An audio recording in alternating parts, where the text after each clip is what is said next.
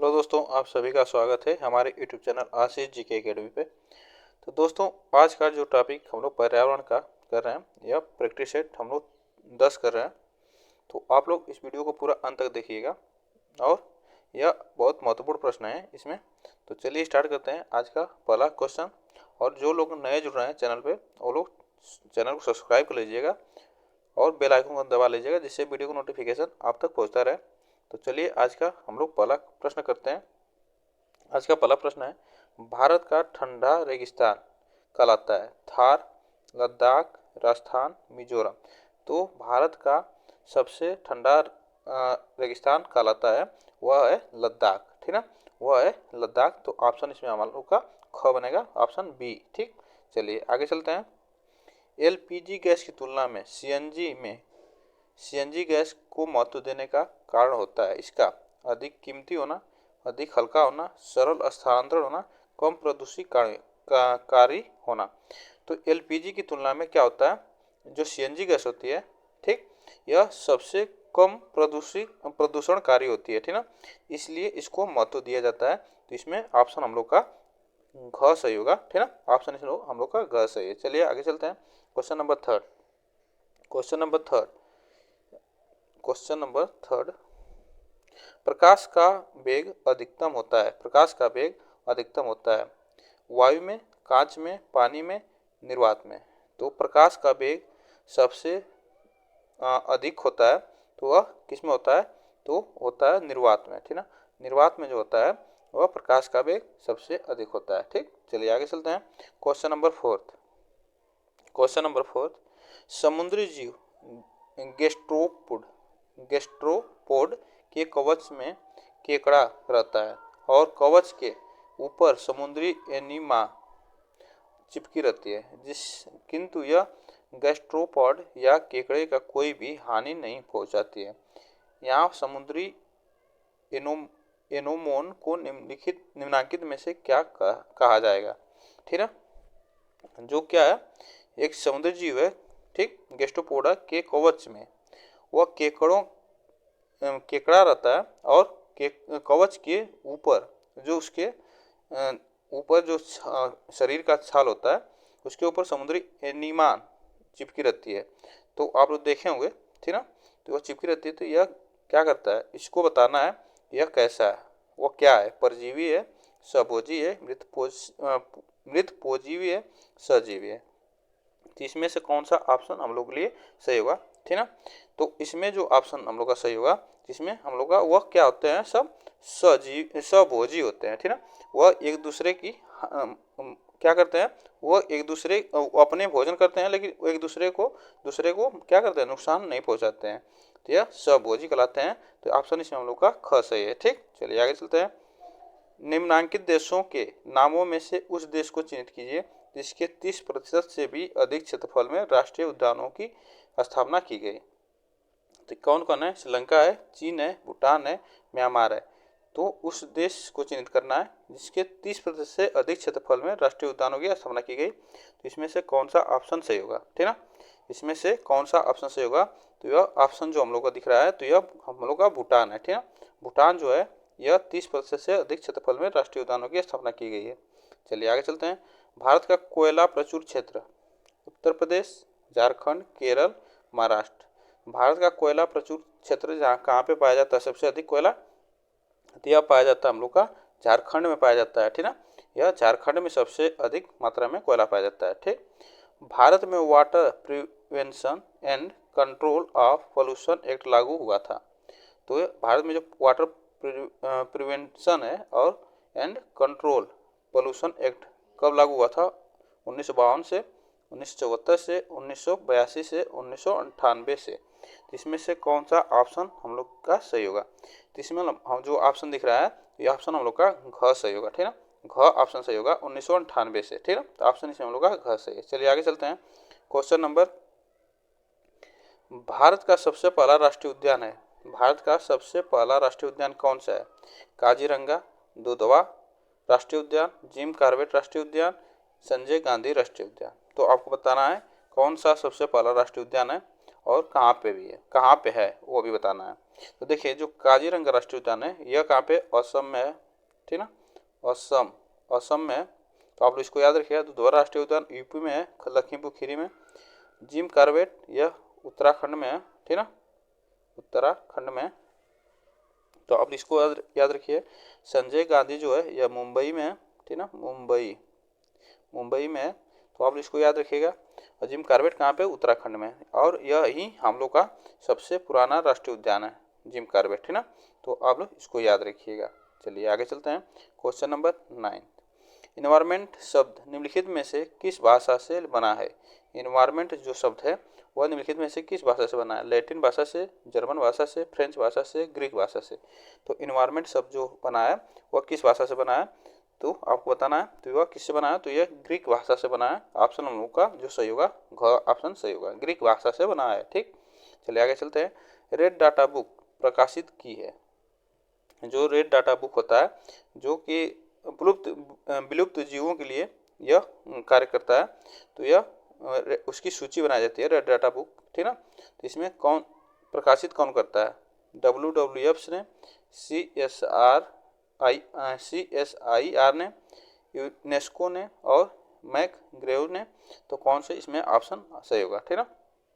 तो देखिए जो रेड डाटा बुक है तो वह WWF प्रकाशित करता है। तो आप लोग इसको जानते रहिए। चलिए आगे चलते हैं। भारत में जंगली गधों का एकमात्र अभ्यारण्य है। भारत में जो जंगली गधों के लिए एकमात्र अभ्यारण्य है कहाँ पे, उत्तर प्रदेश में, बिहार में, गुजरात में, उत्तराखंड में। तो भारत में जंगली गधों के लिए मात्र एक जो अभ्यारण्य है वह गुजरात में है, ठीक ना, ठीक ना, यह गुजरात में है। और कच्छ जो स्थान है गुजरात का, वहाँ पे जंगली गधों के लिए प्रसिद्ध है, ठीक ना, अभ्यारण्य। तो ऑप्शन इसमें हम लोग का ग सही है। चलिए आगे चलते हैं। क्वेश्चन नंबर 11, भारत में जंगली गधों का वही क्वेश्चन है। भारतीय वैज्ञानिक जो भारतीय मिसाइल मैन के नाम से भी जाने जाते हैं, उनका नाम, जो भारतीय वैज्ञानिक है जो मिसाइल मैन के नाम से भी जाने जाते हैं, जहांगीर भाभा, APJ अब्दुल कलाम, विक्रम साराभाई, MS स्वामीनाथन। तो जो मिसाइल मैन के नाम से जाना जाते हैं वो कौन जाने जाते हैं, तो ये APJ अब्दुल कलाम, ठीक ना। तो ये जो ऑप्शन इसमें हम लोग का सही होगा, ख ऑप्शन सही होगा। चलिए आगे चलते हैं। क्वेश्चन नंबर, भारत में सर्वाधिक पाए जाने वाले वन, भारत में सर्वाधिक पाए जाने वाले वन कौन से हैं। शुष्क वन है, उष्णकटिबंधीय वन है, शीतोष्ण वन है और मानसून वन है। तो भारत में सर्वाधिक वन कहाँ पे कौन सा वन पाए जाते हैं, आपको इसको बताना है। तो जो भारत में सबसे ज़्यादा वन पाए जाते हैं, सर्वाधिक वन, तो यह उष्णकटिबंधीय वन पाए जाते हैं। ऑप्शन इसमें हम लोग का ख सही है। ठीक, चलिए आगे चलते हैं। भारत में इको मार्क का चिन्ह है। भारत में इको मार्क का चिन्ह है उगता सूरज, मिट्टी का पात्र, शेर, गेहूं की बाली। तो भारत में इको मार्क का चिन्ह है जो है आपको बताना है। तो क्या है इको मार्क का चिन्ह कौन सा है, तो इको मार्क का हम लोग का जो चिन्ह है तो वह ऑप्शन जो है हम लोग का, तो यह मिट्टी का पात्र, ठीक ना, मिट्टी का पात्र मतलब मिट्टी का बर्तन, यह इको मार्क का चिन्ह है। तो ऑप्शन हम लोग का ख इसमें सही है। चलिए आगे चलते हैं।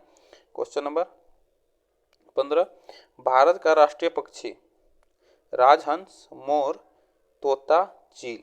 भारत का राष्ट्रीय पक्षी कौन सा है, यह सबसे आसान क्वेश्चन। भारत का राष्ट्रीय पक्षी कौन सा है, तो आपको बताना है। तो भारत का जो राष्ट्रीय पक्षी है तो यह हम लोग का मोर है, ठीक ना, कौन सा है, मोर है। तो आप लोग इसको याद रखिएगा। ठीक, चलिए आगे चलते हैं। परमाणु बम हिरोशिमा पर गिराया गया था। हिरोशिमा किस देश में है, आपसे पूछ रहा है। परमाणु बम जो गिराया गया था वह हिरोशिमा पर, तो हिरोशिमा कहाँ पे है, किस देश का है, चीन का है, कोरिया का, जापान का, जर्मन का। तो परमाणु जो बम गिराया गया था तो वह जापान का सिटी है हिरोशिमा, ठीक है, हिरोशिमा नागासाकी। तो यह वहाँ की सिटी है जहाँ पे परमाणु बम गिराया गया था। ठीक, काजीरंगा जैवमंडल स्थित है, अभी बताएं। काजीरंगा जैवमंडल स्थित है राजस्थान में, केरल में, असम में, मिजोरम में। तो काजीरंगा जैवमंडल स्थित है तो वह कहाँ पे है, तो यह कहाँ पे है, तो असम में है। तो आप लोग इसको याद रखिए, असम में है। ठीक, चलिए आगे चलते हैं। क्वेश्चन नंबर 18, फल में सर्वाधिक मीठा शर्करा है। जो फल में सर्वाधिक मीठा शर्करा कौन सा होता है, ग्लैक्टोज होता है, फ्रक्टोज होता है, ग्लूकोज होता है, सुक्रोज होता है। तो फल में सर्वाधिक मीठा शर्करा कौन सा होता है यह आपको बताना है। तो फल में सर्वाधिक मीठा शर्करा जो होता है तो यह होता है फ्रक्टोज। क्या होता है? फ्रक्टोज होता है फल में सर्वाधिक मीठा शर्करा। तो ऑप्शन हम लोग का ख इसमें सही है। चलिए आगे चलते हैं। मछली का श्वसन अंग होता है, मछली का श्वसन अंग कौन सा होता है? फेफड़े होते हैं, गिल होता है, नाक होती है, फिन होता है। तो इसमें जो मछली का श्वसन अंग होता है तो यह कौन सा होता है? तो यह गिल होता है, ठीक ना। श्वसन अंग वह गिल होता है, जिसके आप लोग देखे होंगे जो मछली का जो अंदर गिल लगी रहती है वह श्वसन अंग होते हैं, ठीक ना। तो ऑप्शन हम लोग का ख इसमें सही है। निम्नांकित में से किस गैस को स्ट्रेंजर गैस के नाम से भी जाना जाता है? स्ट्रेंजर गैस के नाम से मतलब अनजान गैस के नाम से जाना जाता है। आर्गन को, नियान को, जिनान को, नाइट्रस ऑक्साइड को। तो स्ट्रेंजर गैस किसे कहा जाता है आपको बताना है। तो इसमें जो हम लोग को स्ट्रेंजर गैस कहा जाता है तो यह जो जिनान होती है, क्या होती है? जिनान गैस होती है, यह स्ट्रेंजर के रूप में जाने जाते हैं। तो ऑप्शन इसमें हम लोग का ग सही है, ठीक। चलिए आगे चलते हैं। भारत का मरुस्थल कौन सा है? यह भारत का मरुस्थल सहारा, कालाहारी, थार, गोबी। तो भारत का मरुस्थल कौन सा है आपको बताना है। तो भारत का जो मरुस्थल है, जो भारत का मरुस्थल है तो वह थार मरुस्थल है। ऑप्शन हम लोग का इसमें ग सही है, ठीक ना। वह थार मरुस्थल है, तो आप लोग इसको याद रखिएगा। चलिए आगे चलते हैं। टेहरी बांध परियोजना निम्नलिखित राज्य में स्थित है। टेहरी बांध परियोजना निम्नलिखित में से स्थित है। पंजाब, बिहार, उत्तरांचल, असम। जो उत्तरांचल है उसी को उत्तराखंड कहा जाता है। तो टेहरी बांध परियोजना कहाँ पे है आपको बताना है। तो टेहरी बांध परियोजना जो स्थित है यह उत्तराखंड में है, ठीक ना, उत्तरांचल में है। तो आप लोग इसको याद रखिएगा, ठीक। चलिए आगे चलते हैं। Question number 23। ये एक सौर दिवस होता है, सौर दिवस मनाया जाता है। एक सौर दिवस होता है किसके बराबर पूछ रहा है? 12 घंटे का, 24 घंटे का, 6 घंटे का, 18 घंटे का। तो एक सौर दिवस होता है आपको बताना है तो यह कितने घंटे का होता है? तो एक सौर दिवस होता है 24 घंटे का। तो आप लोग इसको याद रखिएगा, यह 24 घंटे का सौर दिवस होता है। तो दोस्तों आप लोग एक बार चैनल को वीडियो को शेयर कर दीजिएगा, और जो लोग नए जुड़े हैं चैनल को सब्सक्राइब जरूर कर लीजिएगा। तो आप लोग वीडियो को जरूर शेयर करिए, ठीक ना। चलिए आगे चलते हैं। सरदार सरोवर बांध परियोजना किस राज्य से संबंधित है? सरदार सरोवर बांध परियोजना किस राज्य से संबंधित है? गुजरात से, उत्तर प्रदेश से, हिमाचल प्रदेश से और जो मध्य प्रदेश से। तो यह किससे संबंधित है यह आपको बताना है। तो यह जो सरदार सरोवर बांध है तो यह जो हम लोग का संबंधित है तो यह गुजरात से संबंधित है, ठीक ना। सरदार सरोवर बांध परियोजना यह गुजरात में है, ठीक ना। तो ऑप्शन इस हम लोग का ये क सही होगा, ठीक। पृथ्वी के भूखंड पर उष्ण कटिबंधीय वनों के विस्तार का लगभग क्या प्रतिशत है? जो पृथ्वी के भूखंड पर उष्ण कटिबंधीय वनों के विस्तार का लगभग क्या प्रतिशत है? 7, 17, 12, 25। तो पृथ्वी के भूखंड पर उष्ण कटिबंधीय वनों के विस्तार का लगभग क्या प्रतिशत है यह आपको बताना है, ठीक है। तो यह जो विस्तार है तो यह 7 है लगभग, ठीक ना। 7% है पृथ्वी के भूखंड का, ठीक ना, उष्ण कटिबंधीय वनों के विस्तार का। तो आप लोग इसको याद रखिएगा। पादप गृह प्रभाव किसकी अत्यधिक मात्रा की उपस्थिति के कारण होता है? जो पादप गृह प्रभाव होता है किसकी अत्यधिक मात्रा की उपस्थिति के कारण होता है? Sulphur dioxide, nitrogen oxide, carbon monoxide, methane. तो पादप गृह प्रभाव जो होता है तो यह होता है कि मीथेन गैस की अत्यधिक मात्रा की उपस्थिति के कारण होता है, ठीक ना। पादप गृह गैस जिसे ग्रीन हाउस गैस कहा जाता है, ठीक ना। यह मीथेन होती है। तो आप लोग इसको याद रखिएगा। चलिए आगे चलते हैं। वर्ष 2011 की जनगणना के अनुसार निम्नलिखित में से किस राज्य में बालक बालिका अनुपात सबसे कम है? जो 2011 की जनगणना हुई थी पहले, इसमें जो होनी थी 19 में वह नहीं हो पाई थी जनगणना, यह 2011 की जनगणना के अनुसार है, ठीक। तो छत्तीसगढ़ का है, पंजाब का, केरल का, हरियाणा का। तो यह किस बालक और बालिका के अनुपात सबसे कम है तो आपको बताना है तो किस राज्य में है। तो यह जो है तो यह हरियाणा राज्य में है, ठीक ना। यह हरियाणा राज्य में है, आप लोग इसको याद रखिएगा। चलिए आगे चलते हैं। क्वेश्चन नंबर 29, ठीक है ना। ये पुरुष तथा महिला साक्षरता में अधिकतम अंतर वाला राज्य, पुरुष और महिला साक्षरता में अधिकतम अंतर वाला राज्य राजस्थान, केरल, उत्तर प्रदेश, मध्य प्रदेश। तो कौन सा ऑप्शन इसमें सही होगा आपको बताना है, ठीक है। जिसमें से कौन सा ऑप्शन सही है, तो इसमें जो ऑप्शन दिख रहा है तो यह सबसे अधिकतम अंतर वाला राजस्थान जो राज्य है यह सबसे कम मतलब अंतर पुरुष और महिला में अंतर रखता है जो साक्षरता में। तो ऑप्शन इसमें हम लोग का क सही है, राजस्थान, ठीक ना।